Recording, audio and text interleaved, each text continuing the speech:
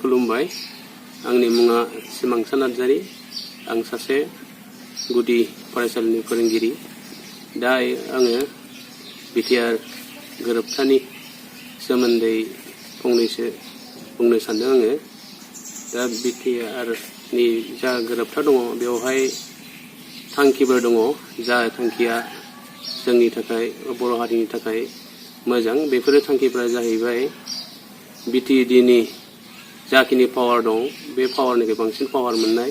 लोगोसे खामानि मावनो हानाय गोहो एबा मावनायनि जा गोहो दं बेफोर दङ बेजों लोगोसेयैनो नैथियाव जाहैबाय BTD नि बायजोआव थानाय बर'फोरनि थाखाय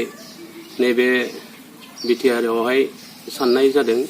बर'फ्रा जाफोर BTD नि बायजोआव जाफोर दङमोन बर'फोर बिथांमोना जाबायदि सुबिदा मोननांगौमोन बेखौ मोनाखै दा BTR आवहाय बिनि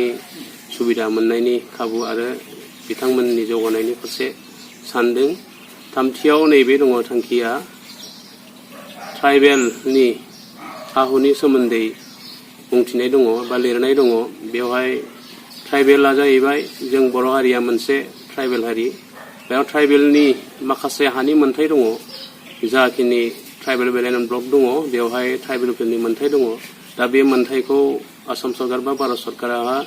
आयेन मथेयै जोंनो एबा होआखै एबा जोंनि रैखाथि खालामना होआखै गुबुन हारिया बेवहाय बा गुबुन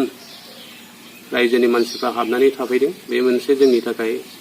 मोनसे साननो गोनां आरो ब्रैथियाव दङ ट्राइबेलफोरनि हालामनि बा ट्राइबेल एरियाफोरनि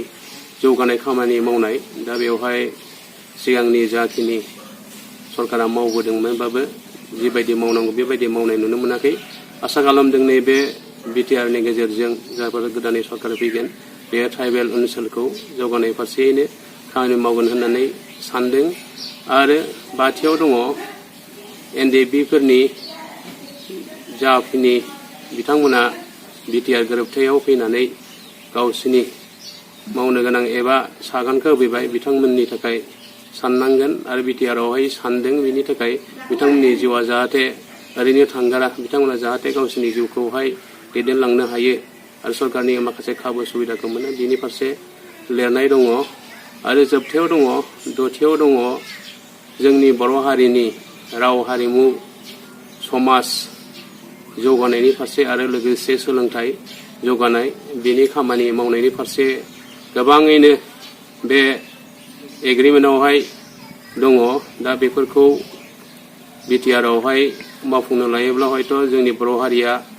बुहुमावहाय गेरेमसा मोननायनि लामायाव दंहैयो दा बेफोर गासैनि अनगायैबो जोंनि BTR आवहाय बोसोरावहाय 240 कौटि रां फैगोन दा बे 240 कौटि रांखौहाय जोंनि BTR ओनसोलावहाय जौगानाय खामानि मावोब्ला जोंनि BTR ओनसोलावहाय साबसिननिफ्राय हामसिन जागोन BTD निख्रुइ दा बेयो जोंनि थाखाय मोनसे मोजां आरो बेनि अनगायैबो जोंनि BTD आव जाखिनि जोंनि गोहो दंमोन BTR आवहाय बेवहाय DC नि लोगोसे SP नि जाखिनि सरकारा सोलाय सोल' खालामो दा बेवहाय सिगाङावहाय BTD आवहाय बिनि मोनसेबो पावार गैयामोन दा नैबे BTR आवहाय BTR सरकारजों सावरायनानैसो आसाम सरकारा DC SP खौ सोलाय सोल' खालामनायनि गोहोखौ होनाय जादों आरो बेनि अनगायैबो जोंनि ओनसोलावहाय जाखिनि फाइनान्सियेल एबा BTD आव जाखिनि फाइनान्सियेल गोहो पावार दंमोन दा बेनिख्रुइ BTR आवहाय पावारखौ बांसिन होनाय जादों थोंजोङै होनाय जादों सेन्ट्रेल गभर्नमेन्टनिफ्राय सिगाङावहाय आसाम गभर्नमेन्टखौ नेनो गोनां जायोमोन एबारावहाय आसाम गभर्नमेन्टखौ नेयाबासिनो मिरु सरकारनिफ्राय थोंजोङै गोहोखौ मोनगोन थिग बेबायदियैनो BTR आव गोबाङैनो जोंनि बर'नि अनगायैबो गुबुन हारिनिबो जौगानायनि माखासे सागान एबा सुक्ति जानाय दङ दा बेफोरखौ आं आसा खालामदों जाफुंगोन आरो सरकारा बेखौ मावफुंगोन आरो जोंनि ओनसोलावहाय खेला दुलानि फारसे आरो सोलोंथाइनि फारसे बर' ओनसोलावहाय BTR नि अनगायैबो बायजोआव थानाय बर'फोरनि सोलोंथाइ गुदि सोलोंथाइ हक गेजेर सोलोंथाइ बा हाई स्कुल थिग बेबायदिनो कलेज लेभेलनि जाखिनि एन्साराव दङ बेफोरखौ सरकाराव लाबोनायनि खोथा होदों बर'फोरनि गोबां मुलाम्फा जागोन बे बिथिङाव नायनो थाङोब्ला। मानो होनोबा बर' मिडियामनि फरायसालिफ्रा गोबाङानो भेन्साराव दङ, अबस्थाया मोजां नङा। दा गासैबो प्रभिन्सियेलाइज जाजोबोब्ला जोंनि बर' हारिनि आरो गासै रायजो राजानि थाखाय मोनसे मोजां जागोन, बयनिख्रुइ साबसिन जागोन आं सान्दों। थिग बेबायदिनो बर'नि राव हारिमु समाज लोगोसे सोलोंथाइखौ लाफानानै जाखिनि बिटिआरनि मावनो गोनां जाफोर थांखिफोर दङ बेफोरखौ जाफुङोब्ला हयथ' जोंनि बर' हारिया जौगानाय फारसे थांगोन होननानै आङो आसा खालामदों। आंनि सुंद' बिटिआरनि जाखिनि गोरोबथानि